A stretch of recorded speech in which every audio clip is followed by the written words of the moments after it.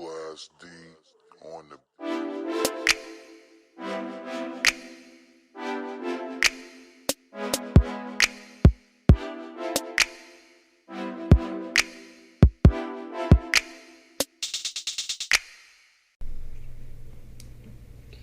Hello and welcome to the Mobile Madhouse Studios. I am your ringleader, Trey, and we're here for another edition of the Just My Two Cents podcast. On today's episode, from a long way away, my buddy Nez is patched in via Skype. So if there's any sort of like technical sound issues, that's what it is. But he is actually in Columbia, South America. Not to be confused with you crazy people down in Columbia, South Carolina. He is down in South America, has been down there for several years now. And we're just going to talk to him about his story. We've been friends for a long time, and this is going to be a cool episode. It's going to be a little bit different than many of the other interview episodes I've done. So, Nez, how are you doing, buddy? I am doing, the the interesting thing is, okay, is there an echo? Was that me? I don't know. I don't have an echo. Oh, cool. Then don't worry about it. So, anyways, I have a shirt from the University of South Carolina on right now to make sure I connect to Columbia, South Carolina. Go Gamecocks. I ain't doing this with you. I'm not even doing this with you right now. Man, so I saw on Facebook that you were at some sort of crazy festival. What? Okay, so first of all, before we ever get started into this, yes, he is in South America, where they have more festivals than we have public holidays. So what festival are you at? I'm currently in a city called Manizales. It's in the coffee region of the country. It's about 5 hours of a bus trip south of Medellin, and this area is like the area of the eternal spring. So the weather is about 75, 80 degrees all year round. And so what they do in this city, Manizales, is they have a fair, or as they call it, a feria, at the first full week of January to celebrate the city. And I think it's about eight or 9 days. And so the festival has been a week-long thing, and I've been going to several events. I'm on day 7 now, and so I've gone to a salsa concert. I've gone to an indigenous music concert, because the indigenous people in Colombia is a pretty significant population and a part of the culture. And I went to a reggaeton concert, because, you can't have sort of Latin America without some semblance of reggaeton. But it's been a really cool thing because they emphasize a lot of culture out here. Yeah. I know I took a class when I was at Charlotte getting my history degree that it was the history of the Andean nations, and the indigenous population down there that's the backbone of their identity, especially throughout the years where they tried to run that society through a social caste system based largely on the color of skin to denote where you stood in the population and the hierarchy of society. So for them to celebrate the indigenous population is something that's really cool, looking back, knowing the history behind a lot what went on down there. Oh, it's wonderful. I mean, you and I, we got the same sort of degree from the same institution, so we have definitely some in that sense. And while I didn't study Andean nations, I specifically studied Argentina when I did a minor focus, and just Latin America is a very, very interesting mix of culture, race, and just sort of language and mentality dynamics. So I'm learning every day, and I really enjoy being down here for that reason. Yeah. So thinking about you being down there, you've been down there how long now? I've been down here for 3 years. I'm going into my 4th year, and it was originally a deal that I was like, man, I'll do 6 months. I'll go down there for 6 months and, get a fee. And it turned into 3 years, man. That's crazy. Now, So just a little backstory and looking at your life, you have just about been everywhere and done almost everything. Um, we met in what, 2009, 2010, Yeah, something like that. it was 2000. I think it was '09 because yeah, because we were coaching football, and Yeah. I think Joe just added us to the football staff. Yeah, because I didn't coach in '08. No, was it? It might have been. It's '08 or '09, one of those 2 years. Yeah, because I know I left. Well, it would have had to have been '09 because I was there for 3 years, so 9, 10, and 11, and I went Okay, up yeah, then to it high was. school in 12. Right. But I mean, just give me the backstory because I mean, you've got, like, for the listeners, I know a lot of the backstory, but I mean, talk us through what it was like growing up, and then you went into the military. You've done the college thing. You've taught. You've pretty much done almost everything as form of making money and stuff like that. So just talk us through the backstory, dude, because I think that it tells a lot about you and your drive and the success you've had since there's a couple turning points in your life, obviously, and there's some drive that has come out of that. Yeah, well, I mean, I'm originally from Brooklyn, New York, so I grew up around a lot of diverse stuff, and then my mom wanted to move us when I got a little older to the South, so then we were in South Carolina for a little while.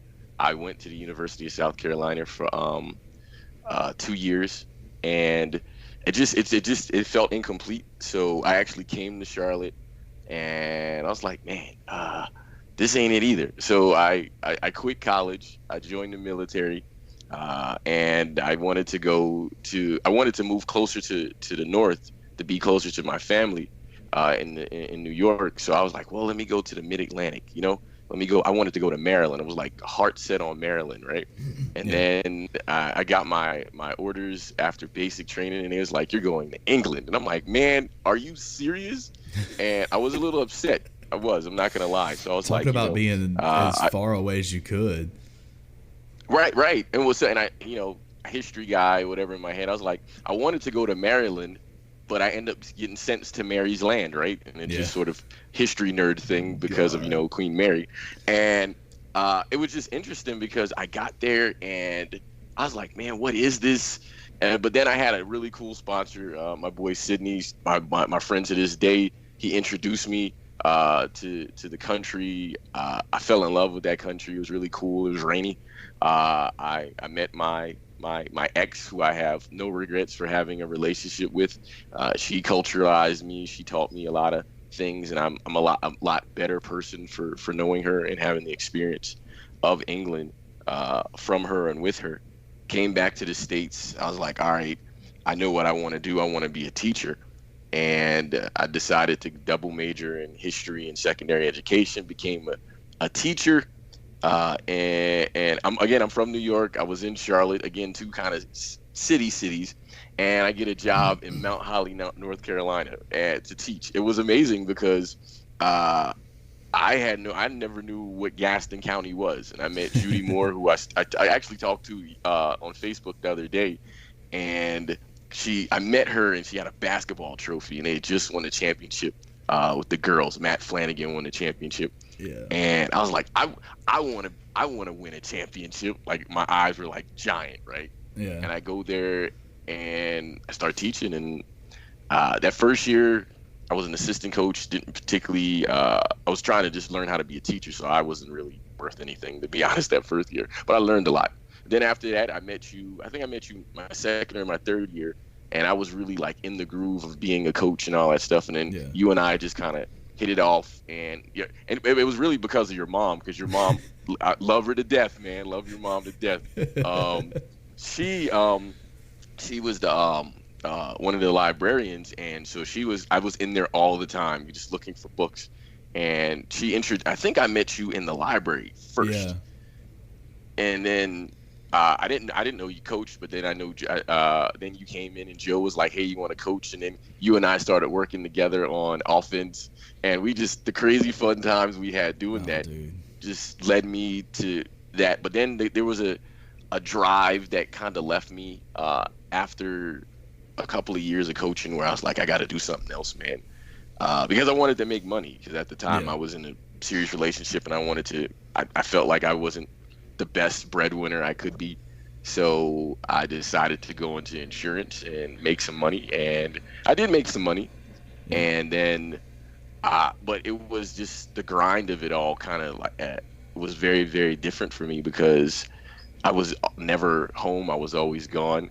And that's where I was like, you know what? I gotta try something else. And I met this Costa Rican lady who I helped pass her insurance exam. And I said, well, in exchange of you helping me, helping you pass your exam, can you teach me Spanish? And she's like, the best way to learn Spanish is to go to a country that speaks Spanish. I'm like, yeah, that's stupid.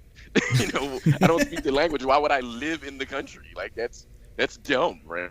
So, probably 6 months later, because you and I were working at this same organization at the time. At that point too, I was like, this offer came up. It was like $500. Go to Colombia and you'll get your money back at the end of the program. 6 months. I'm like, you know what? I'd do 6 months. And I got down here and it punched me in the face, man. And I was like, I don't know anything. I came back to the States and I felt out of place, man. I felt totally out of place. And but it wasn't because I didn't feel like American. I just felt like it was routine back in the States for me. So I liked the being on the sort of on my toes all the time thing. So I came back and it kicked off for that. And then I've had the opportunity, just sort of from doing some of the endeavors and being inspired to be near my friends, to go to places like China, Germany, France, England, Iceland, Colombia, Panama. And while I don't think I've been everywhere, because in my travels I've met a lot of people who've been to way more places than me, I am inspired to know the world. And I think that's one of the most attractive things that is in people, is to want to know more. And so like that's why you and I have always been really cool and connected, because you're always wanting to know and do more. And I admire that about you, as well as like your dad. And I saw that when your dad coached with us as well. He was sort of that progressive, I want to keep doing and raising my level. And so all of you put stuff in me that helped me become who I am. So that's sort of the long and the short, I guess. I mean, I will say that one of the things that I actually, because I had gone to school to be a teacher, and man, just some stuff fell through with that online class my senior semester. And I really, when I would come sit in your class, I literally was watching to learn. And I admired I thought it was funny because you have middle schoolers that you're teaching, but you ran your class more along the lines of a college class. It was very open forum, a lot of discussion. You instilled in them and created in them this push to, okay, look, don't just give me a textbook. Don't give me that answer that on July 4th, 1776, we gained our independence. Give me the why. Give me the how. Give me something. You've got to give me some substance. And you really pushed your students to reach for more than just what's asked of them. And you did that a lot in your coaching too. I mean, and it speaks to you because you don't take what's just there. Okay, I'm a teacher. I'm here to teach this subject, and I'm here to help you get to 8th grade, 9th grade, whatever it was. But you were like, all right, look, I want you to figure it out. Like, I'm not going to spoon feed you this stuff. I want you to cook meals for yourself and learn. And you did that in soccer because y'all won. Did y'all win the championship with Bill? You and Billy won a championship coaching soccer with a bunch of kids that probably shouldn't have. Yeah, we did. We won a championship in soccer and basketball. That's right. And now the basketball program, I ain't gonna take nothing away from you. Y'all have some studs. There's some kids that are playing They're D2 D1 guys, yeah. Yeah, y'all had some full-grown men on that middle school team. It was weird. What James was 6'2" in middle school? He was. I think he's 6'8" now. Yeah, dude, he's massive. I saw him on Facebook and I was like, good God. But really and truthfully, I mean, that speaks to that drive that you had, that ability to, okay, this is where I'm at. This is a stepping stone to where I want to be. And yet you don't just, all right, well, I'm done with this, I'm moving on. You've taken and pulled and kept things that have molded you into who you are. Like the military, you're very structured as far as your day goes. You still keep yourself in pretty good shape. You are always neat and presentable. And that's the military in you, you know what I'm saying? And then with teaching, you use that as a voice for yourself, because not everybody can stand up in front of 30 kids and give a lecture or lead a class discussion, but you took that and kept that with you, because no matter where you're at, you're infectious in that sense, man. You always have a way of bringing people together, whether it's karaoke or or I mean just a conversation. And then you see that grind that you know, you talked about your aspirations to do more, and there's got to be more out there, and you saw that when you went to insurance, which you pulled me into that hustle. And it was a grind, dude. I mean, 50, 60-hour weeks. Yeah, man. And it was, I dare say the business model for the way they wanted to do it worked on a corporate level. It did not work on a local level. It was designed for corporate to make money, and if you made money, great. If not, on to the next. But, you know, hey, don't knock their hustle, because that company is a, you know, Fortune 100 company and stupid money. So whatever.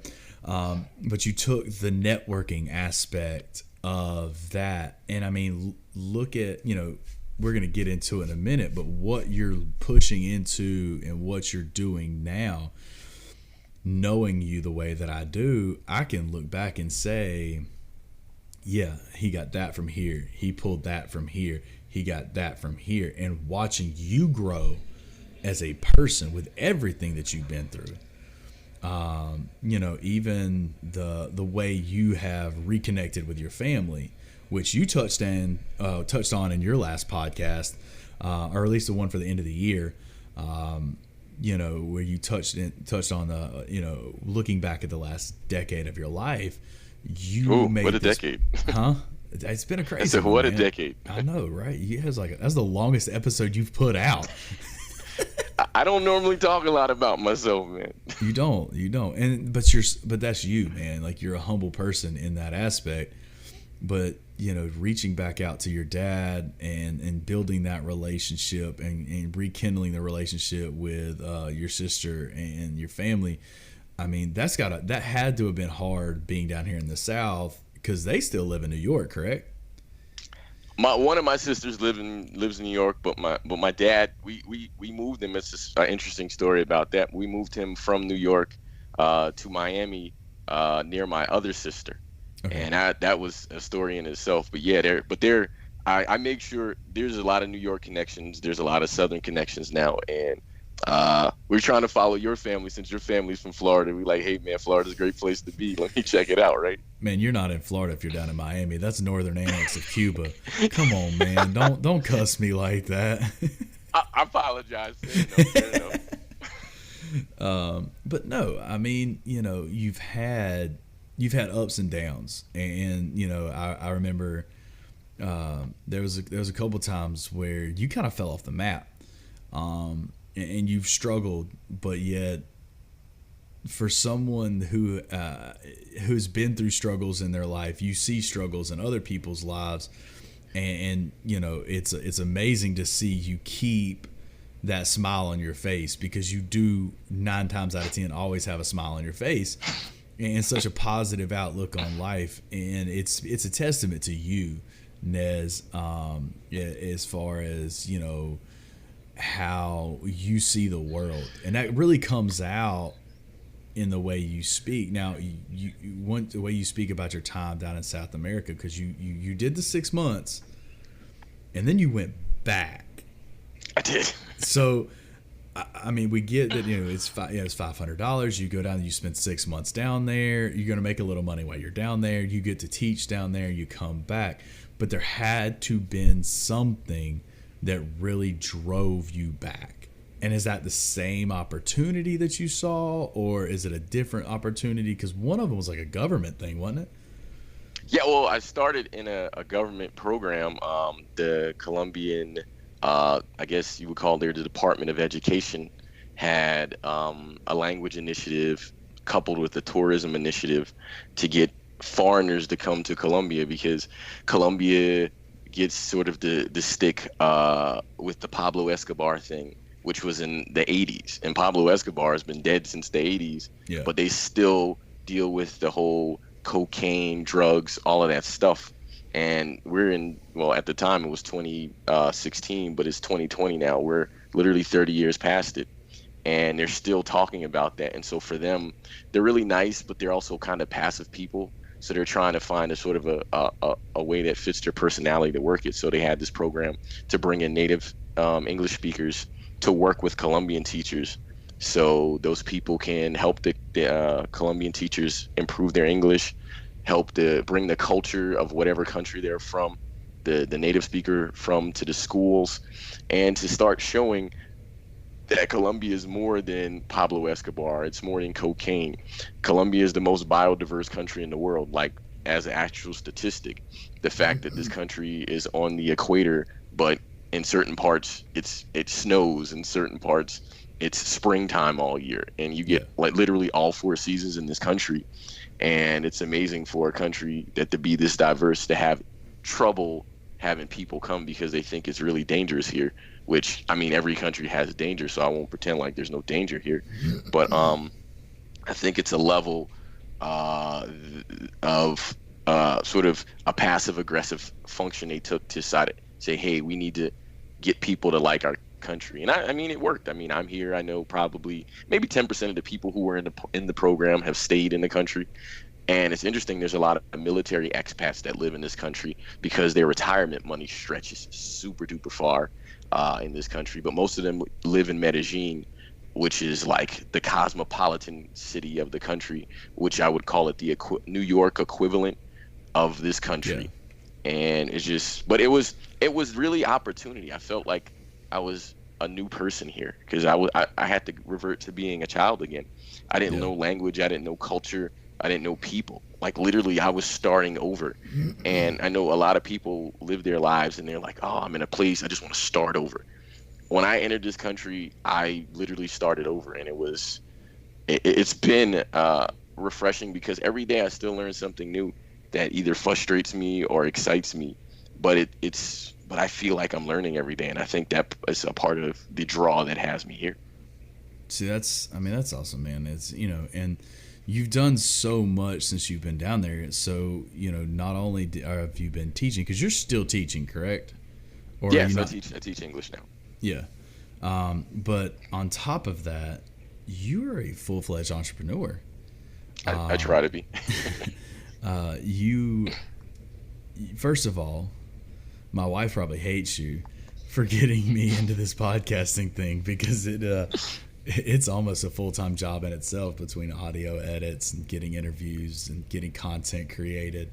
But you run a podcast, Voices of My Brothers and Sisters.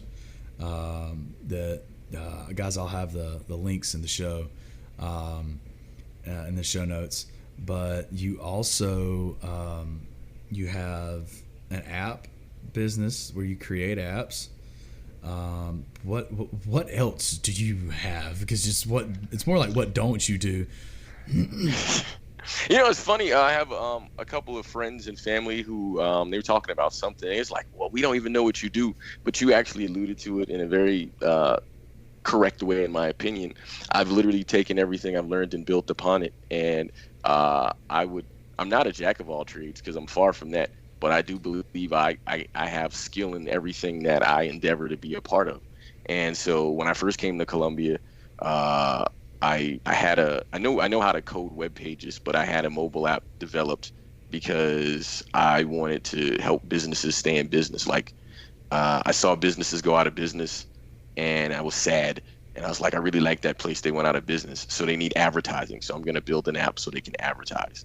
And then I learned the back end part of how they did that. So I started learning some more coding, and then I bought a franchise that allowed me to develop mobile apps, to give me a coding platform to develop mobile apps and web pages. And because I was like, well, I was limited in what I did, so I have that. But after I started with that, I wrote a book, and I wrote a book called Prisms of Wealth, the spectrum you can see, or we can see, because I was like, I came down here and I had a realization of who my friends are, who my family is. And so I wrote a book. It took me 6 months to write a 50-page book, probably the most painful, tedious thing I've ever done. Excuse the helicopter. I'm going on a helicopter ride on Sunday as a part of the fair too. That's really cool for me. I've never been on a helicopter. But if you excuse the dishwasher going in the background, if you can hear mine. And that's one of the things I love about podcasting. The quick diversion is that I like the reality of it. But back to so I wrote a book about just the spectrum of wealth, and that I am rich beyond my mind. And while I do want more money in my life, because I want to include people, because people use money as an excuse not to do things. And so my answer, because I'm a solution-oriented guy, is like, well, if you don't have the money, I'm going to pay for it, because you're going to do this thing with me, because I want you to do this thing with me. But so I'm working on that. So I wrote a book, 50 pages, took 6 months to write, most painful 50 pages ever. Had my buddy Mike Nixon edit the book for me. And I actually had a friend's wife also double edited, Shannon Franklin. His wife Caitlin did it, also from Gaston County. You had Nixon edit your book. He's an English teacher. He was a journalist before being a teacher. That's my guy, So I figured he was the guy. He edited my second book too. Yeah. And so I wrote the first book. It was interesting because I recognized I had a friend named Charlie tell me everybody needs to write a book.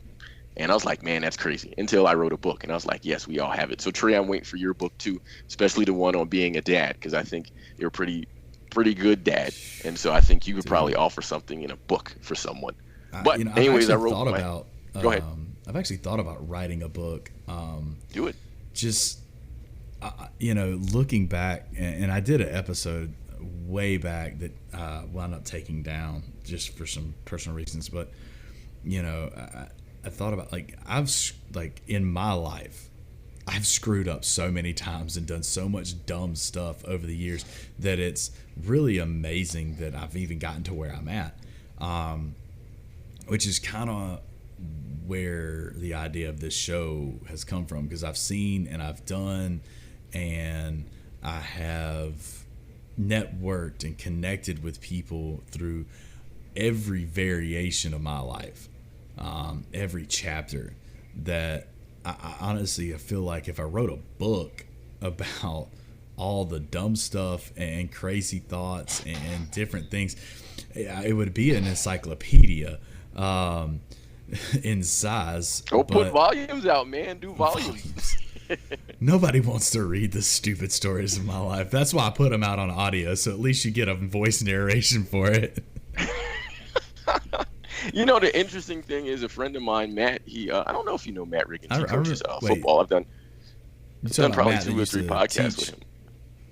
And he says that too. And you two guys have both said that, but you're two of the most interesting guys I know, where you say, well, nobody wants to hear that, but I know I want to hear it. I've seen some of it firsthand, but I've also hearing some of it. It's like, dude, tell people, man. And I just think it's fun because going into talking about you podcasting, I remember when I first floated the idea to you, because we were talking and you was like, hey man, that looks interesting, and you asked me about being a co-host. And while I would love to have a co-host. I just think that your story, your drive, your ambition was and is so unique that I'm like, you know what? I remember specifically saying this to you. I'm like, you can be a host, but I think you should have your own show. Like, I was like, just do your own thing. And, if we have some moments where we can co-host together, that's great. But I really think you have a specific voice. And I feel like if you co-hosted with me, I might have limited, or you might have felt limited in some way about what you could and could not do. So I was like, you know what? I'm just going to encourage you to do your own thing, because I'll be a listener and I'll gladly be on. And I'm just happy to see the things that you've done. You're doing the podcast, even though podcasting, like you said, it's actually not easy at all, man. No, the editing part sucks, dude. Oh man, I'm telling you, and the growth, learning how to patch sound and set up even stupid things like show notes, and how to formulate a show that flows and has consistency. It really is not easy. But speaking on, you're talking about I have a specific voice. I actually got paid the biggest compliment about podcasting that I've gotten so far, and I've only been doing it 3-4 months now. But the guy I met with yesterday, he's a Gaston County guy, and he's opening up an event venue called the Rooster. It's just going to be an entertainment venue, whether it's comedy, music, improv. I mean, all kinds of different. Like, it's literally going to be a place for people to come and share art and entertainment. He like hijacked my show towards the end of it. And he was like, I just want to say this, and I was like, all right, go ahead, because that's the cool thing about podcasting is it's real. Like, if I say something stupid and you make fun of me for it, we're not going to edit it out. Because that's what makes it real, and people connect with real. But he looked at me, and of course we're sitting across the table in this completely blank space. We were at where the venue is going to be, and it's gutted, so it's just bare walls. There's no heat, there's no air, there's not even a bathroom, but he had water and power. And so we were sitting there freezing yesterday morning, but he looks at me and he goes, I want to thank you for doing what you're doing. And of course I'm sitting there going, what are you talking about? And he was like, no, he's like, it's about time someone picked up a torch and started showing people what's great about Gaston County. Because, the spotlights of some of the people that I've interviewed, well, granted, most of them are friends or people that I have become friends with that are just doing really cool things. And, hey, tell your story. I mean, you're doing something really awesome. Tell your story. But he looked at me as like, you have a chance to be a voice for Gaston County, showing people, hey, look, we're not what you think we are. Because Gaston County's got a bad rap, let's just be honest. It does. And it's like, hey, you have a voice, and use your voice to show people what's going on and what's awesome about this place. And I was kind of taken back by it, because here I am. I'm just sitting here getting a story from the guy, trying to be, cutting edge, on the edge of, because he's not even open yet. He's 6 months from opening, and trying to be on the ground floor. So when he comes up, I can be like, hey, yo, remember that time when we did right? But it really took me back, because I didn't realize that, he's getting advertisement out of it, and he gets to tell his story about how it all started, but I didn't realize what I was giving him. The platform that my little show with my 9-10 listeners consistently gave him was a platform for him to open himself up and show, hey, this is what I want people to know about my place, but on top of that, this is what I want people to see my community as. And I was just like, wow, but it's huge. It's important. The thing about it is, I didn't know anything about Gaston County until I started working there. And I lived in Charlotte when I worked there. Yep. And Gaston County has a lot of charm. And the thing, there's while there's funny things that people make jokes and memes about, there's real heart in that county. And I think that is often underscored by the one or two moments of ignorance that happens either with the news. And but there's some really quality stuff that's out there. I've gotten a lot of opportunities in my life from that county, so you won't hear me down the county No. in any way. I mean, I got a chance to coach college soccer. I got a you helped chance out at to the win Abbey, didn't you? championships and be a professional there. I have nothing negative to say about Gaston County. I mean, you know, it's a very close knit county. It's weird, as oddly enough as that is. It's a very tight knit county. Like, people take care of people from Gaston County, but it's just, you know, it was, like I said, I was just kind of taken back. Like, I didn't realize, you know, what this opportunity meant to this guy. Because, like I said, I mean, here I am. I've got like I mean, I've had some big episodes of 50, 60 plays, but most of them 9, 10, 11, maybe 15 is my average. And here he is just talking about how this is the greatest thing ever. And I'm going, oh, God, don't screw this up. Don't screw this up. Please, God, let this be a good episode.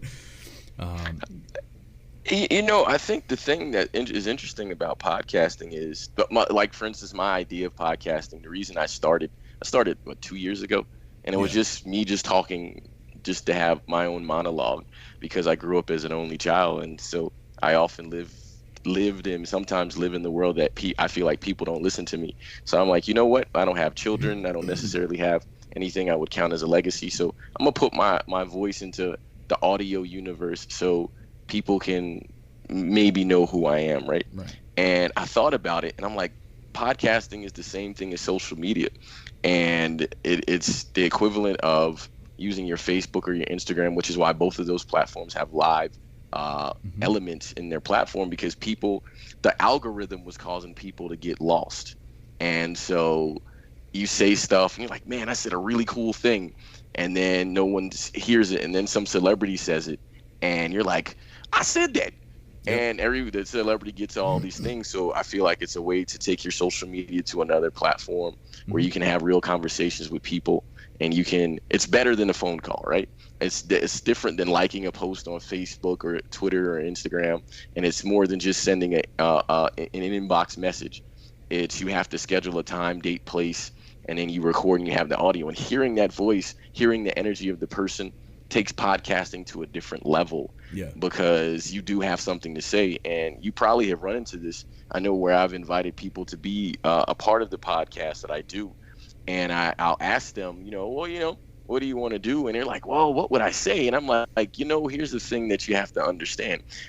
While this is public forum, if you know me in real life, I'll never do anything to embarrass you in public. So just trust me when I say, if I ask you to be on, I'm gonna make sure you're prepped, you're ready to go, and you won't sound bad. You'll sound like what you're supposed to sound like, an authority, as what I think you are in my mind, and it'll be conveyed in public. And so I think this is the next level of what social media will be. So I wouldn't be surprised if you see Facebook or Instagram or even Twitter or a new platform come out where podcasting is what they do, and they focus on that. Or the audio interaction with people as a public forum. I mean, Twitch is a little bit like that, I would say, or the old or TikTok. And I think you're going to start seeing that sort of push forward as the next thing for people to connect. Yeah. I mean, it's been a crazy ride. But your podcast is kind of interesting. Because of everywhere you've been and everything you've done, you have a wide network. But you got doctors on there, a lawyer, if I'm not mistaken, all kinds of people on there, and like it's literally once again, it's a forum for them to get their stuff out there. Where did you come up with the idea for your show to give these people the voice? Is it based on the fact that you wanted to have a place where your voice was able to heard, and you're like, oh, let me just share this with my buddies and here you go? Or was there something else behind that? Oh, it was totally something else. I don't know. I try to turn the gene off in me, but I have this thing to help people, right? So I use, again, the Facebook analogy. I was on Facebook and I would see friends, family, and the like, share the endeavors they're doing. They say, hey, like my business page or my art page or whatever. And I would share their stuff. And I'm like, no one's seeing this. And these are my people. And while I don't necessarily expect them to get rich, but I hope they do, right. I share it. I'm like, no one's seeing this. And they're just there. And people are too lazy to look at a page because it's the fodder of social media and distraction. So I'm like, you know what? People will listen. So people get in their cars, they work out, and they'll listen. And even though I don't necessarily feel like I always am heard, you mentioned it earlier, like people don't realize how brave you have to be to get in front of a room of people and talk to them. Talking to children, talking to adults, getting in front of people to talk to them requires a degree of self-confidence and bravery, because you have to be okay with making mistakes. So anyways, I'm on Facebook, I'm sharing people's stuff, and I'm like, yo, they're doing this cool thing. They're doing this cool thing. And, you know what? I listen to lots of podcasts, Joe Rogan and the like. And I had a friend who, an assistant coach that worked with me at Mallard Creek High School when I was this men and women head soccer coach there. Yeah. And he was my assistant, Miles. And he told me on one trip we were going somewhere in Cabarrus County to play somebody. We beat the snot out of them. Boom. But anyways, Miles and I were talking, and we were big soccer fans and football for the appropriates, right? And he was like, yeah, man. Yeah, man, I have this podcast with some buddies. And I'm like, really? Like, what is it? And it's called Across the Pond, ATP Radio. And it's him and this Jamaican guy and this mid-Atlantic guy. And it's all over the place because Miles, I think, is from the Northeast as well. I think he's from Boston. And I started listening to their show, and I'm like, I could do that. And a couple of times I'm like, hey, man, if you ever need somebody to come on, I'm down to talk, because all of them are like Liverpool, Manchester United. And those are the two fans. And I'm a Manchester City fan. So I'm like, hey, man, somebody need to hear my team's voice. And then I took that and I said, I'm going to make my own podcast. And I found out about Anchor. I used the Anchor app to start my recording, and I used them to distribute.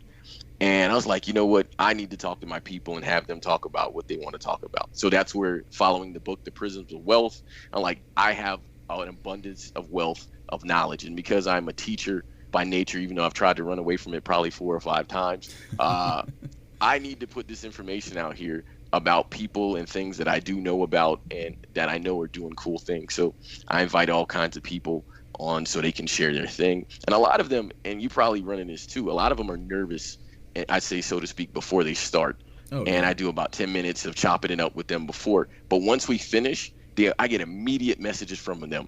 Dude, that was so fun. And I'm like, dude, it's me, man. I like having conversations. We don't have to talk every day, but we can get this on record, and I can show that I care about your endeavors, and I want people to know that this is a person I know, and they're doing awesome stuff, so you should know them too.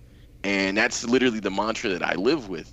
And maybe one day, notoriety will attach itself to me, but I'm not necessarily concerned about that because I have my own endeavors. But my thing is, I know somebody cool, so I want you to know someone cool. Yeah. And that's just the motivation behind me doing my podcast. Yeah, man. One of the things, because a lot of mine I do face-to-face, which is the beauty of how I have my setup, which is kind of, so my podcast is just my 2 cents, but I put the tag on there, Mobile Madhouse Studios, Mobile Madhouse Production. And literally because it kind of came as a joke after one of my episodes I did, because I literally pack everything up in an old school milk crate and a backpack, and that's everything. And it was mobile, and it was just it's a crazy idea in the world of podcasting, because everybody in podcasts has studios. You got the foam on the walls, you got sound deadening equipment, so you get this clear, precise sound. But it's in my opinion, it kind of loses its authenticity. And a lot of my shows I do on site. So I did a show with a buddy of mine, Chris Davis, who runs Pita Wheel, and there were, as we finished up, there were people coming in his restaurant to come eat. And like the cooks were cooking and things, he was fixing stuff, and it was real and raw. And the barbershop, we recorded that in the actual barbershop and had to cut out almost a minute and a half of audio track because there was a train coming through downtown Belmont. And and we did the show over at ODB with my buddy Bo, Dude, I don't know if it's because they brew the beer there, but they had Yellow Jackets that would literally let you pet them. Wow. Dude, it drops on my leg, and I'm literally like, it's just walking around, hanging out. I'm like, hey, buddy, why don't you go on somewhere? And I literally had to pick it up and set it on the armrest of the chair I was sitting on. But that's how docile they were. And I think it's because they're like, when they brew the beer in the bag, they're getting a little yay.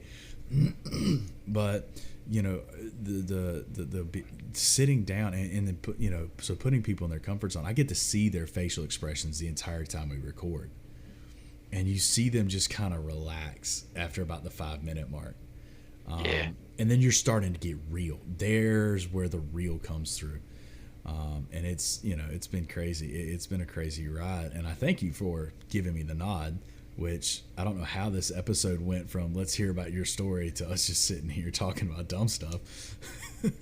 But I think that's the genuine thing about podcasting. I think is that it's a matter of you watch it and you talk to someone, and I think in a podcast it's very different than an interview, and the fact that you could want to know somebody or know something that they're doing, but in the same breath you're just like, man, this person said something cool. I'm not restricted by anything, so I'm going to ask that question that's in my head.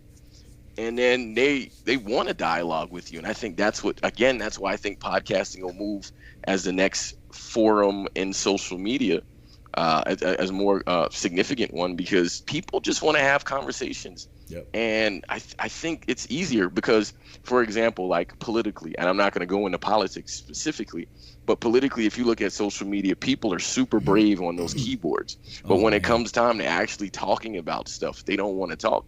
And I know I had a conversation with a friend yesterday I met down in a different city, and he said, dude, you're probably the most middle of the road, centrist political mind I've ever met. And I'm like, I understood, and this is another credit to Gaston County.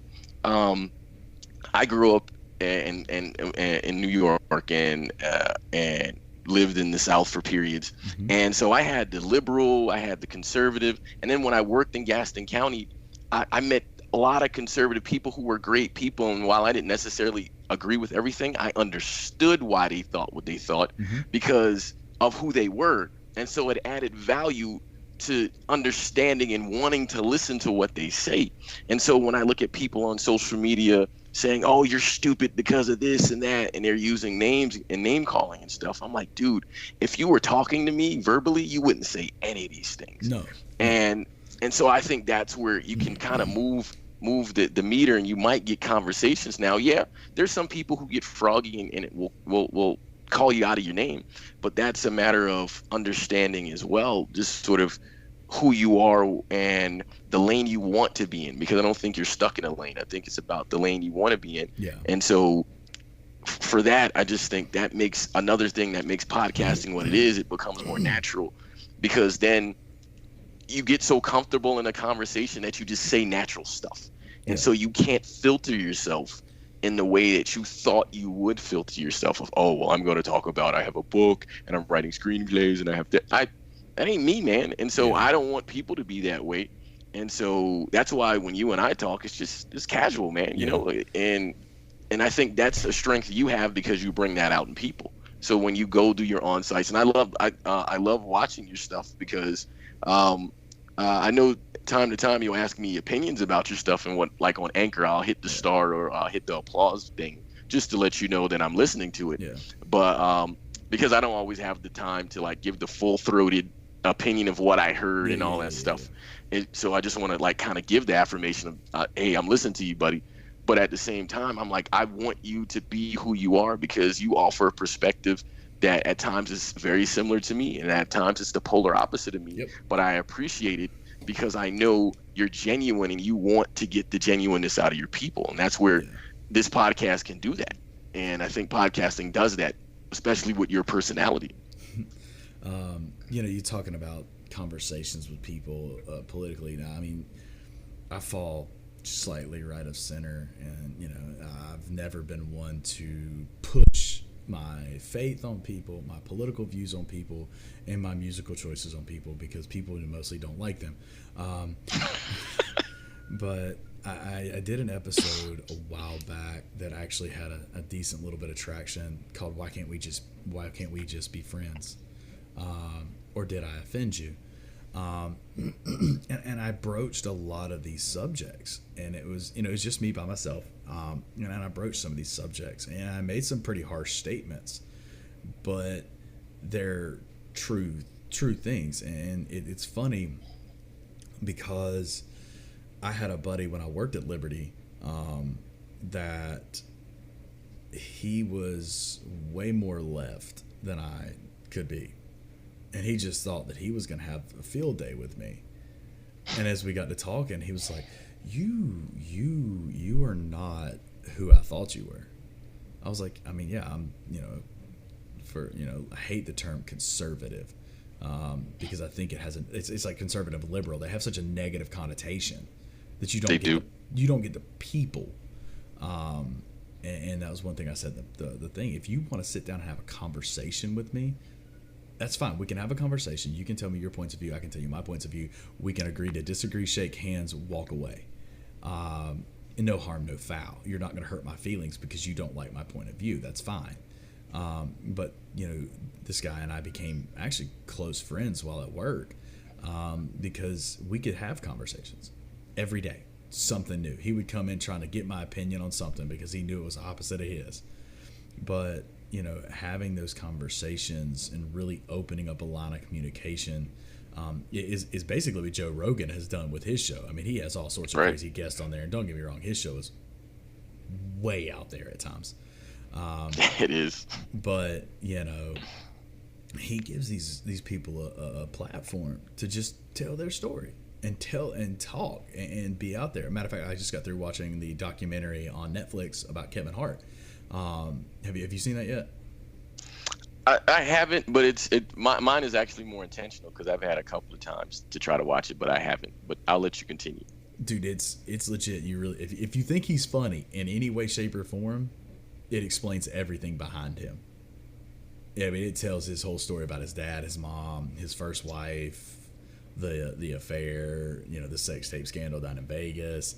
But it shows different clips of him being on the Joe Rogan show. And Kevin's just sitting there like, hey, look, this is me. This is what I did. This is da-da-da-da-da, da-da-da-da. And I looked at that and I'm like, you know what? But that's what Rogan is giving these people is an unfiltered, uncensored source to say, hey, look, if you want to come on my show and you want to talk shit, come talk shit.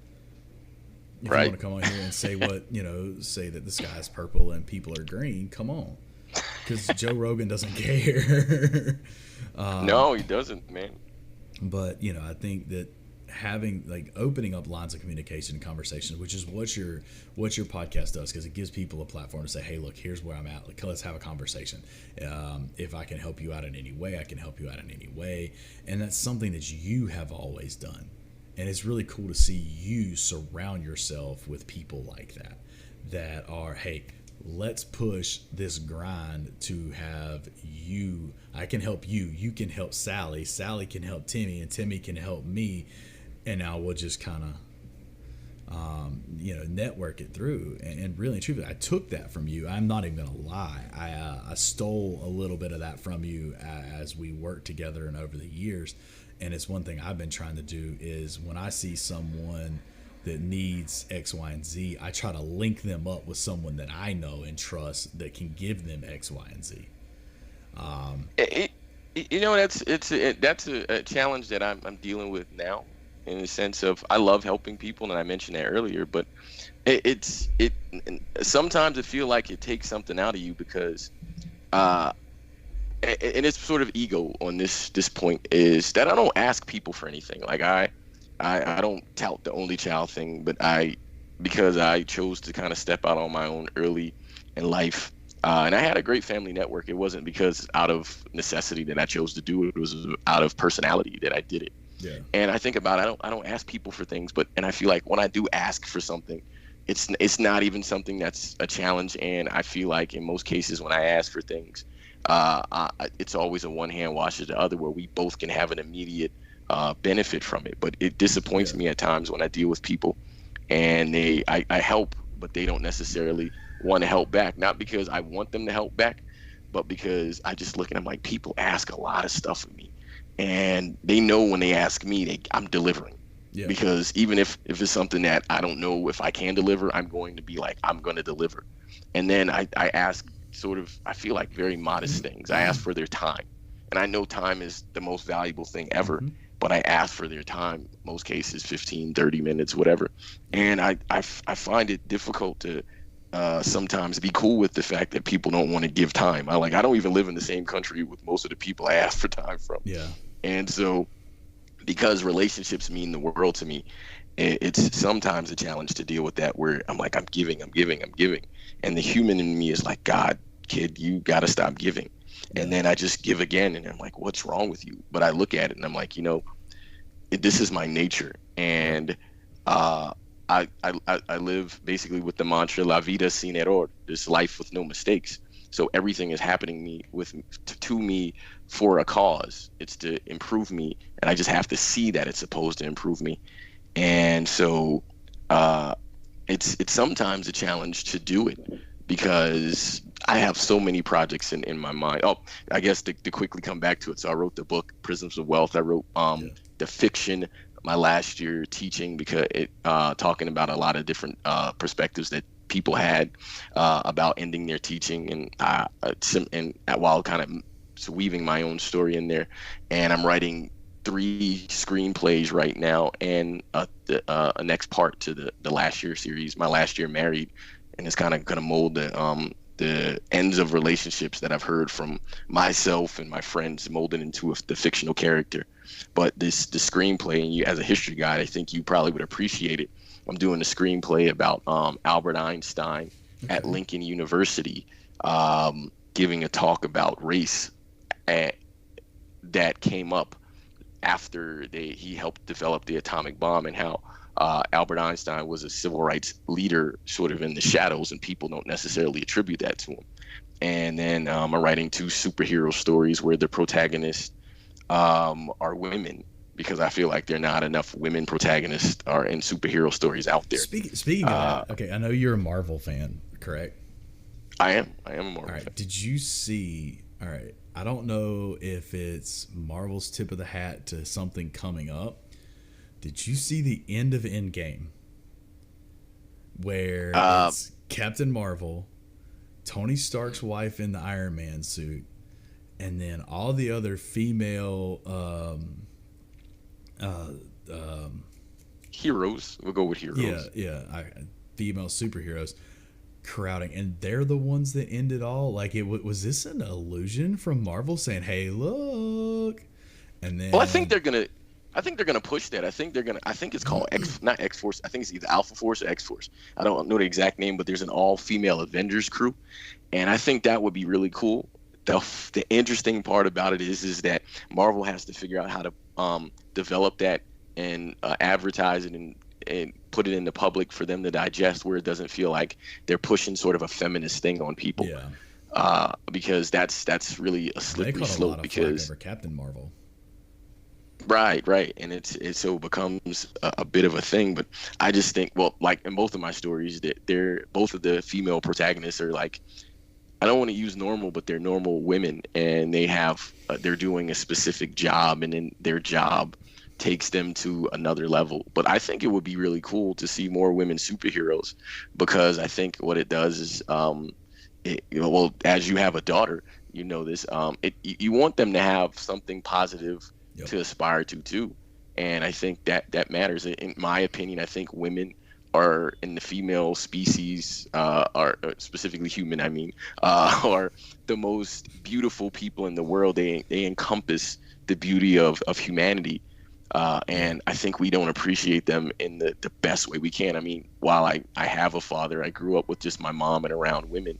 And so I have an appreciation for them. This is why, like, when I met your mom and the way she kind of mothered me as I was working at the school, makes me have a really, really great affinity and respect for your mom, because of just kind of who she is. And I have an appreciation for most of the moms of my guy friends, and I guess my female friends too. I can't even think of any female friends where I know their mom, but most of my guy friends, I know their moms, and their moms are really cool ladies, and they're all different.